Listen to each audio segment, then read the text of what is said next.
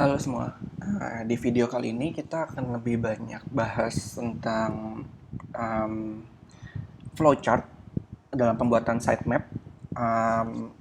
Jadi untuk memudahkan kalian dalam membuat nantinya ke depannya untuk membuat game yang kalian akan buat, visual novel yang akan kalian buat, akan lebih mudah kalau kalian memulai dari pembuatan flowchart seperti ini. Jadi um, ini adalah salah satu contoh flowchart. Jadi ini flowchart yang dapat yang setelah dari breakdown dari contoh game yang kemarin kita tunjukkan di kelas.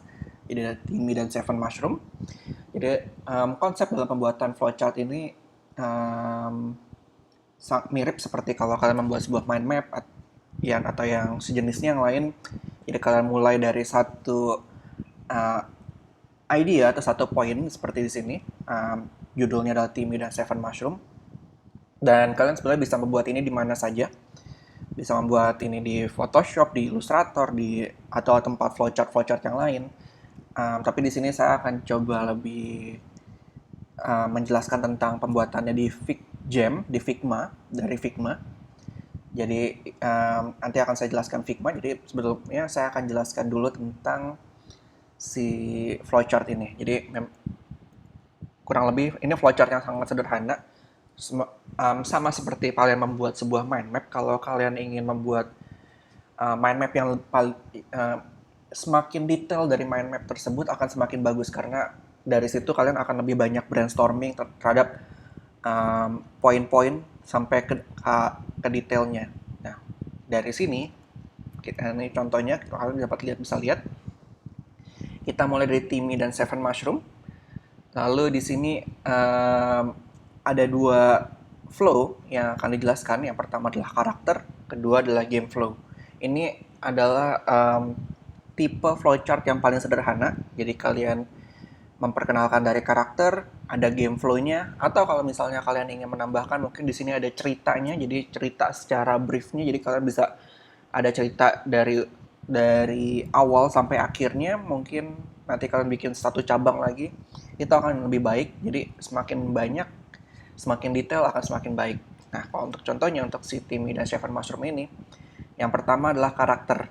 Nah, karakter di sini ada seperti namanya, judulnya Timmy dan Seven Mushroom. Jadi ada 8 karakter. Jadi ada Timmy, ada naratif, Mushroom, dan yang lain-lainnya. Ini bisa kalian temukan di dalam contoh yang kemarin sudah dibagikan. Nanti saya juga taruh linknya. Kalau kalian ingin melihat, ada di Binus Maya kalian, di forum yang akan dibuat. Ada linknya di sana, jadi kalian tinggal klik. Nanti kalian bisa coba memainkan. Dan kalian bisa coba lihat breakdown dari flowchart yang sudah dibuat. Jadi kalian bisa mengetahui, bagian ini adalah untuk yang ini dan yang seterusnya, seperti itu.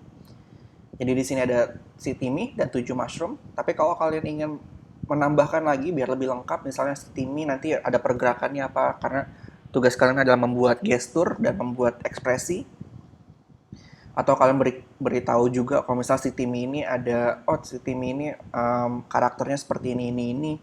Itu akan memudahkan kalian dalam mengembangkan ceritanya. Jadi kalian juga bisa juga breakdown, dia mereka akan sampai menjadi yang lebih detail lagi. Semakin detail semakin baik.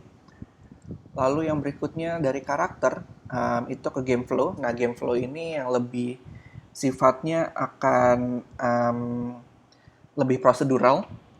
Jadi kalau kalian lihat di sini ada game flow, dia akan masuk dulu ke title screen, lalu ke naratif, ini kalau main menu. Nah, ini sama seperti kalau kalian mencoba gamenya yang ada nanti di linknya, kalian bisa coba.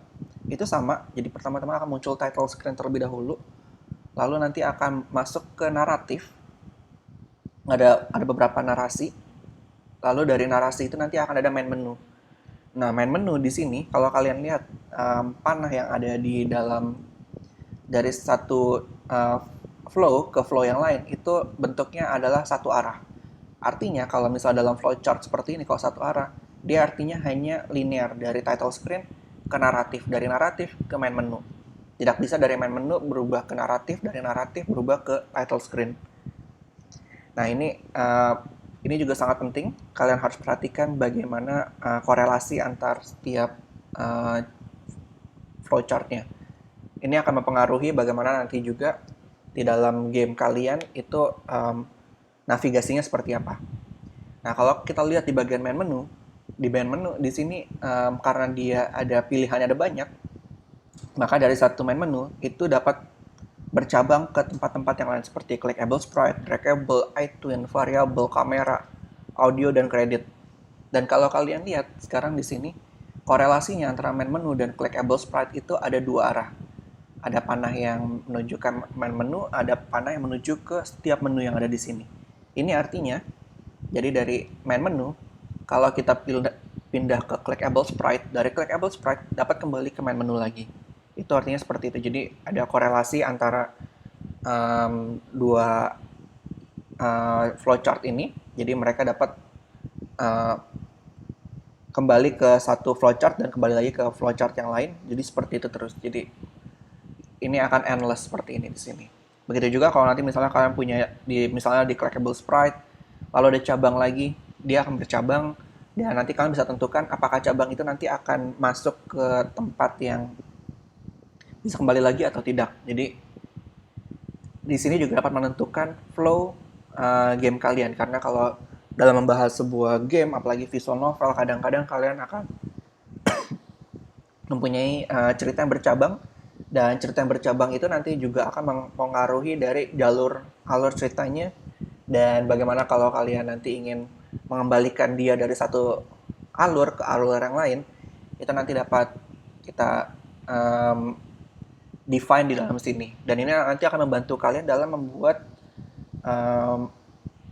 si game tersebut, karena nanti di game tersebut kalian juga akan akan memakai flowchart seperti ini juga. Jadi ini kurang lebih seperti head start kalian dalam membuat sebuah game itu. Kalian dapat menentukan dulu dari sini.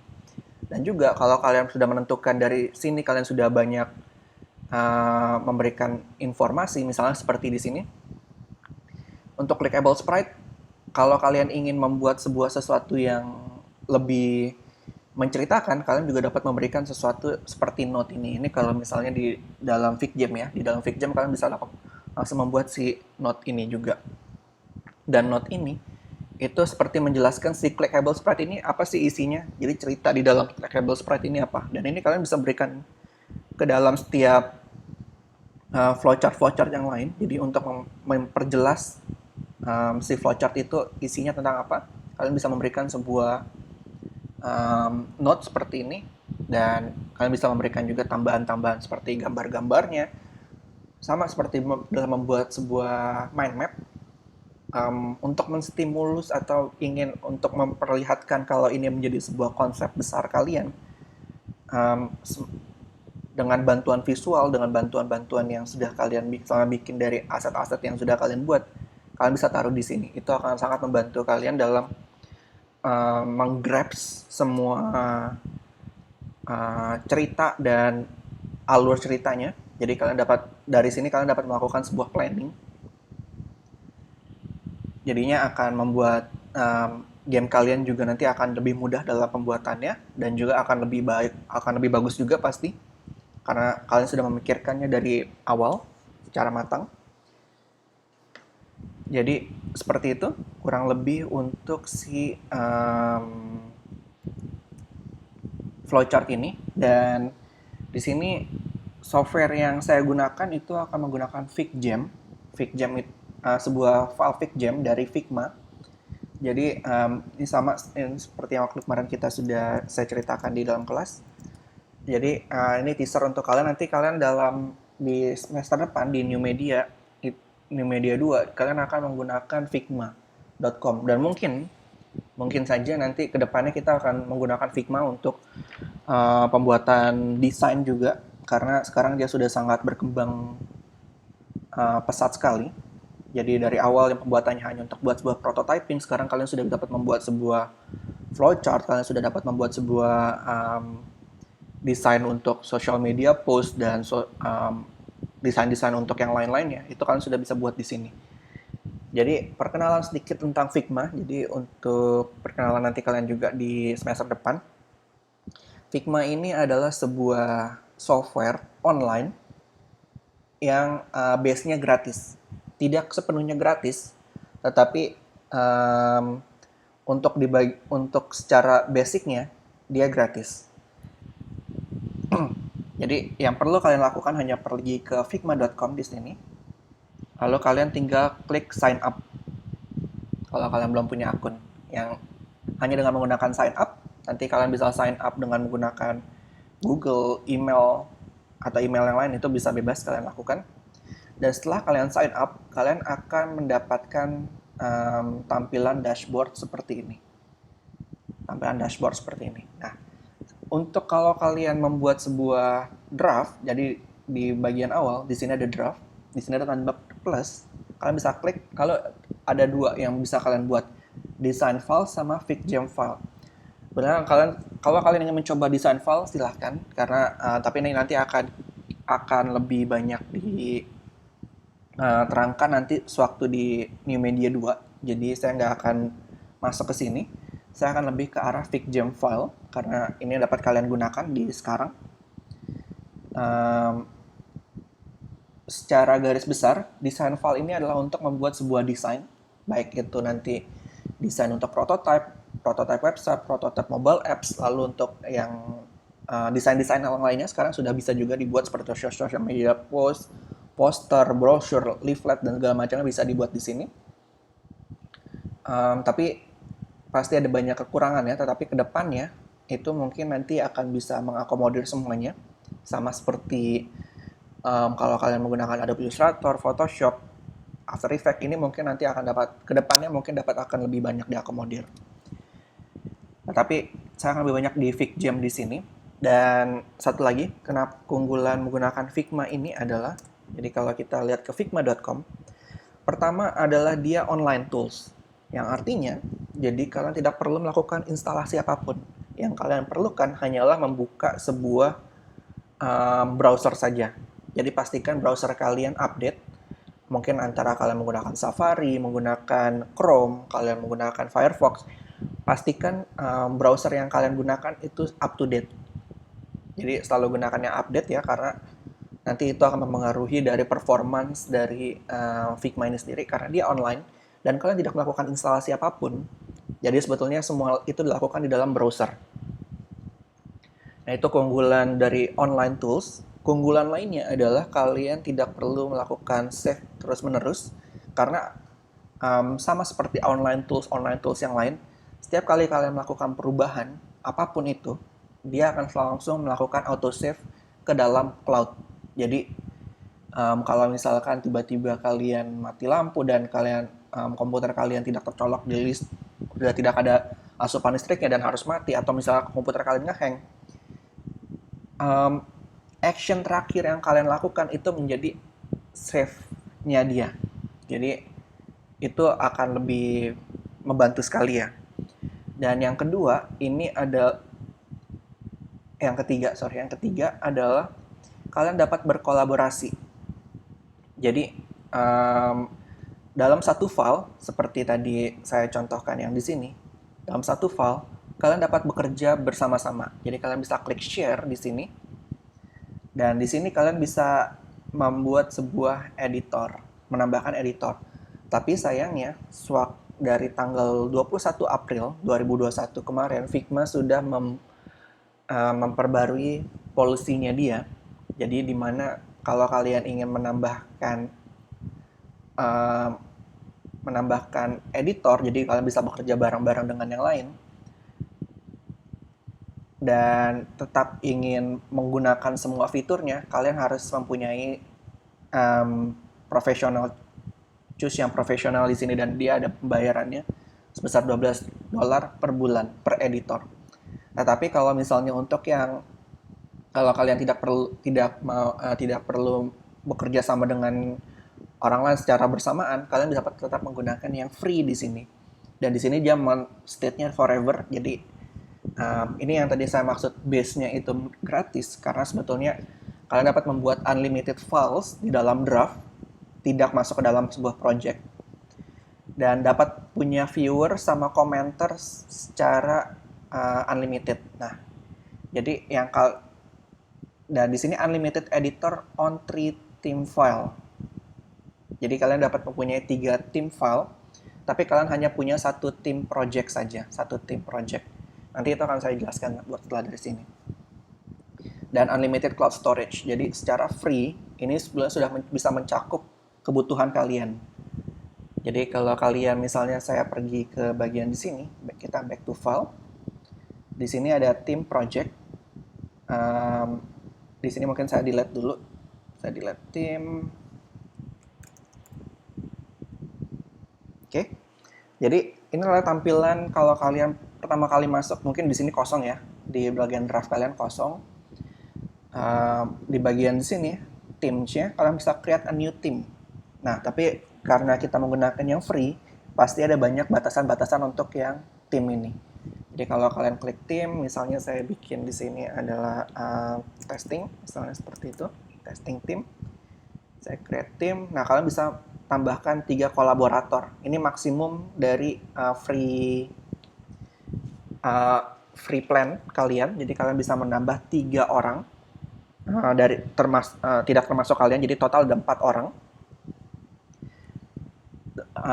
Dan di sini pastikan yang kalian invite itu juga sudah mempunyai akun Figma. Karena kalau misalnya tidak, nanti mereka harus membuat akun Figma juga terlebih dahulu. Di sini kalian bisa membuat misalnya teman kalian, teman 1, teman 2, teman 3, lalu kalian continue. Di sini saya akan skip dulu.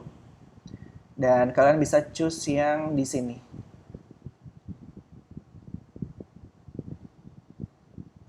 Oke. Dan di sini kita sudah punya sebuah tim baru. Dan untuk di tim project di sini, kalian hanya bisa bikin satu, tahu saya, karena kita di free. Dan pastikan kalian klik di tim project, kalian klik plus, dan kalian klik FigJam file. Nah, karena tadi kita membuat sebuah FigJam file-nya itu di dalam sebuah, kita back to file lagi, di tim project, misal tim project di sini ada, ini adalah FigJam yang kita buat tadi. Jadi siapapun yang tadi kalian undang waktu membuat sebuah project tim di sini, itu dapat mengakses si FigJam yang barusan kalian buat. Misalnya di sini adalah tes FigJam, saya bikin di sini. Jadi nanti kalian dapat bersamaan dengan yang lain untuk membuka di sini, membuka si FigJam ini, dan kalian bisa bekerja berbarengan. Jadi ini nanti kemungkinan yang akan dapat berubah adalah yang ada di sini. Jadi kita belum tahu nanti ke depannya mungkin Figma akan memperbarui lagi, mungkin akan karena mereka pasti akan lebih fokus ke dalam bisnis mereka, yaitu bisnis mereka pasti di sini. Tapi untuk di sini mungkin kita untuk saat sekarang kita masih dapat mencoba-coba dengan menggunakan 3 orang. Jadi kalian bisa kalian bisa coba-coba semuanya di sini, dan satu tim di sini kalau kalian lihat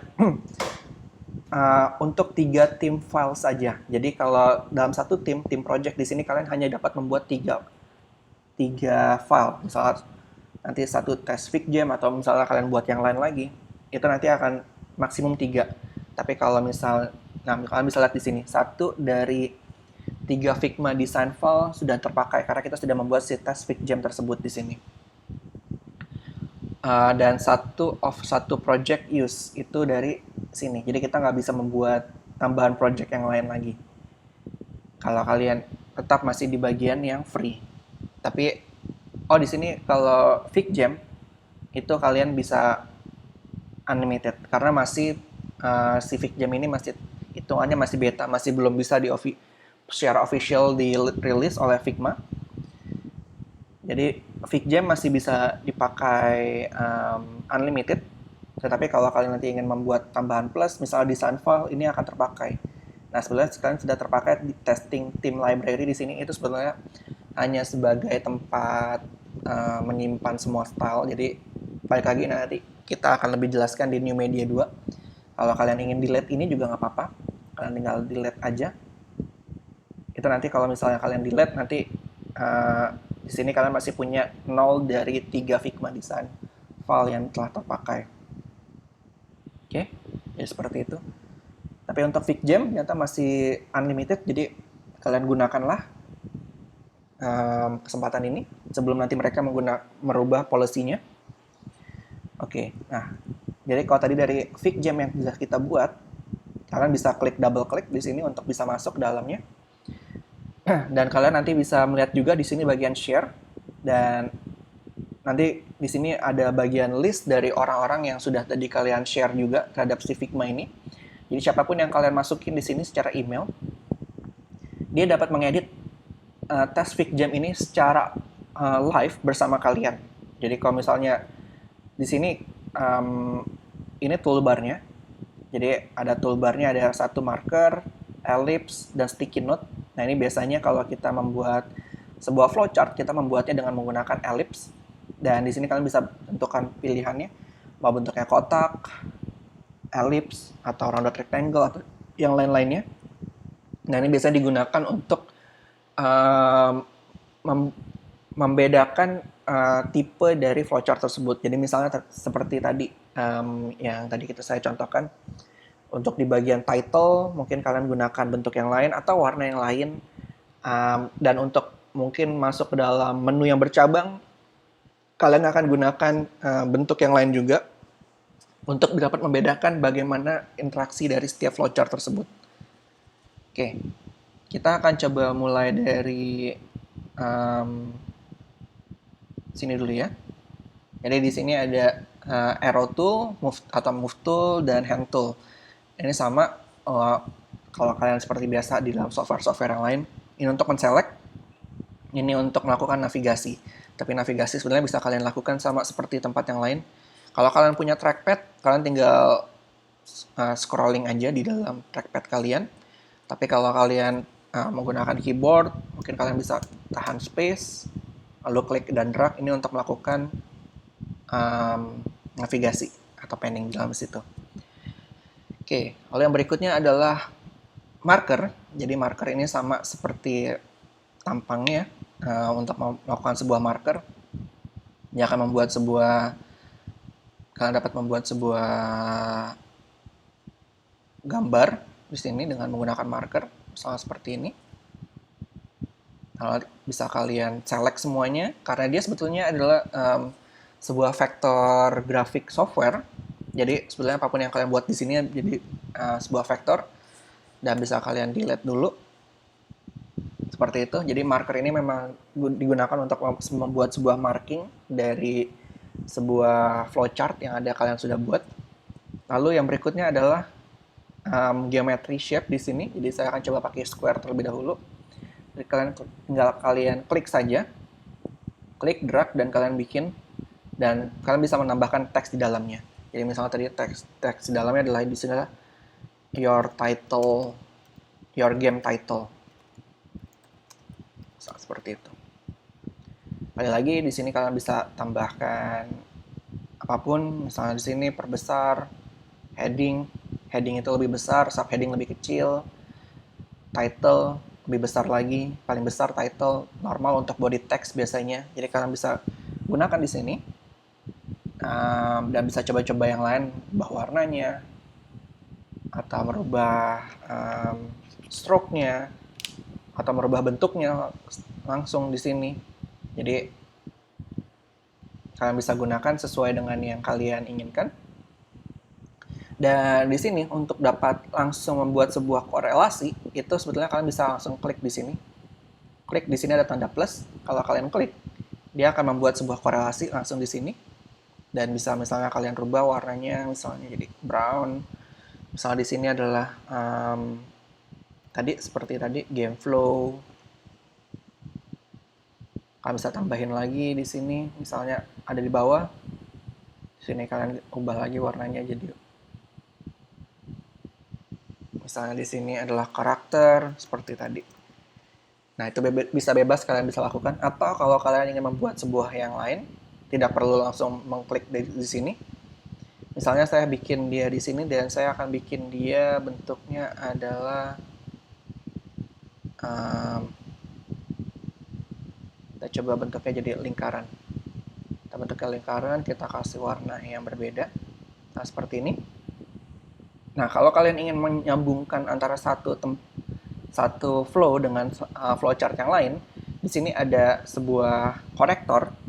Jadi kalian bisa klik konektor ini, kalian bisa klik yang di bagian satu. Misal kalian mau hubungkan dia di bagian atas di sini ke bagian atasnya dia, atau ke bagian samping, atau ke bagian bawah. Ini bebas, ini tinggal tergantung dari bagaimana kalian ingin memapping si game kalian. Jadi misalnya saya bagian atas ke bagian atas. Jadi seperti ini. Dan konektor ini itu dia akan selalu mengikuti kalau kalian memindahkan um, si geometri di sini. Jadi akan sangat berguna kalau misalnya kalian membuatnya dari misalnya Illustrator atau yang lain-lainnya. Kalian harus kalau rearrange dari di sini, kalian juga harus memindahkan semuanya. Tapi kalau di sini akan lebih mudah lagi dan akan semakin cepat juga. Itu yang secara untuk geometri. Lalu yang berikutnya adalah sticky note.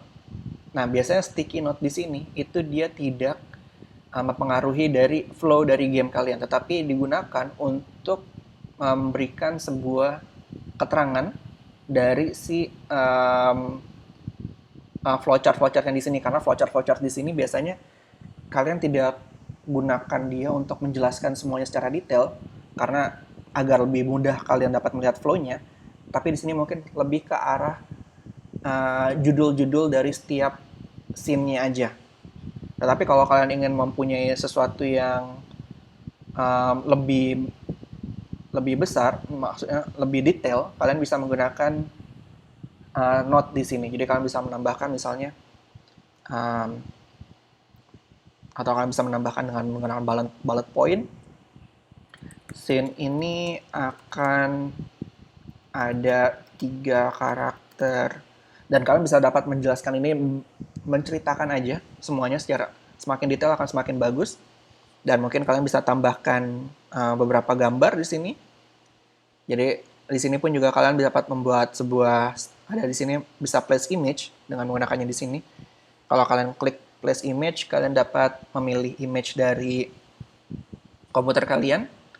Dan nanti kalian akan bisa taruh dia di mana. Misalnya seperti ini, misalnya karakter pertama adalah sini yang muncul. Jadi kalian bisa tambahkan di sini dan kalian bisa buat dia ada konektornya juga, jadi bisa tahu si note ini itu dia menjelaskan tentang blok yang mana. Nah, seperti itu. Jadi kurang lebih bisa kalian tambahkan di sana. Lalu untuk aksesorisnya di sini juga kalian bisa tambahkan ada stem dan kalian bisa coba pilih-pilih aja stemnya. Misalnya kalian ingin memberikan sebuah love icon, di sini kalian tinggal klik. Kalau kalian ingin membuat lebih besar, kalian tinggal tahan aja. Tambah di sini. Seperti itu. Atau kalian ingin menggunakan emoji yang lain. Di sini bisa sama. Jadi kalian bisa tambahin semua di sana dengan menggunakan ada stem, ada place image. Dan di sini juga kalian bisa rubah. Kalau misalnya tadi kalian ingin rubah konektornya di sini saya ingin bisa bolak-balik. Jadi kalian bisa gunakan di sini. Kalian bisa gunakan yang di sini. Endpoint-nya itu bisa kalian rubah. Misalnya ada bentuknya diamond, ada bentuknya tanda panah seperti ini. Itu akan mempengaruhi dari jenis yang kalian ingin gunakan. Nanti mungkin perbedaan konektor akan mempengaruhi perbedaan interaksi juga. Dan ini untuk digunakan kalau misalnya dinyalakan, dia akan bentuknya seperti ini dan sebetulnya bisa kalian atur-atur. Misalnya untuk di sini. Jadi agar mungkin kalian membuat sebuah space di sini untuk nanti ditambahin ada flowchart yang lain, bisa kalian gunakan juga.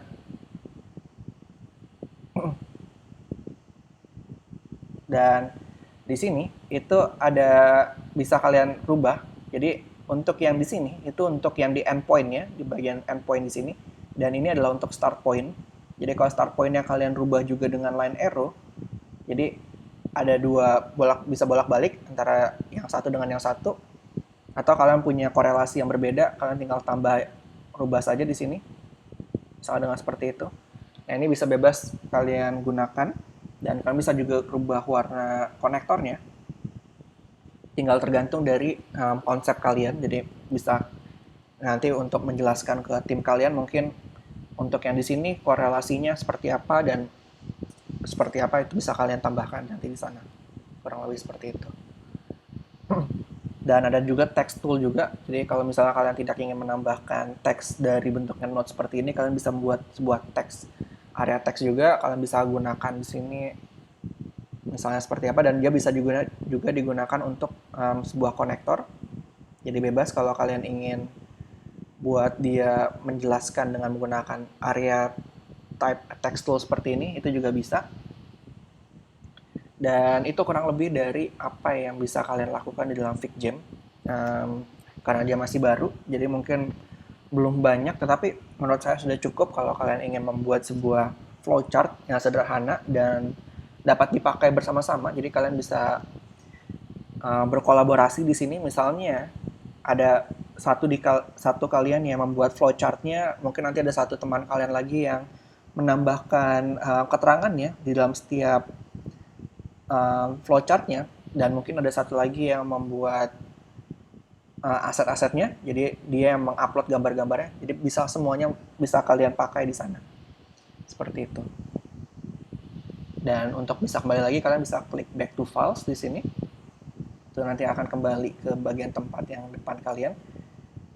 Dan di sini saya akan sedikit jelaskan tentang karakter di sini. Jadi kalau kalian ingin seperti tadi, semakin detail akan semakin baik. Jadi kalian bisa jelaskan misalnya si Timmy ini nanti dia punya misal contohnya si Timmy ini punya ekspresi apa saja, gesturnya seperti apa, dan lalu misalnya seperti di sini clickable sprite-nya dia bentuknya seperti apa, atau kalian bisa menjelaskan juga menggambar dengan menggunakan marker seperti di sini.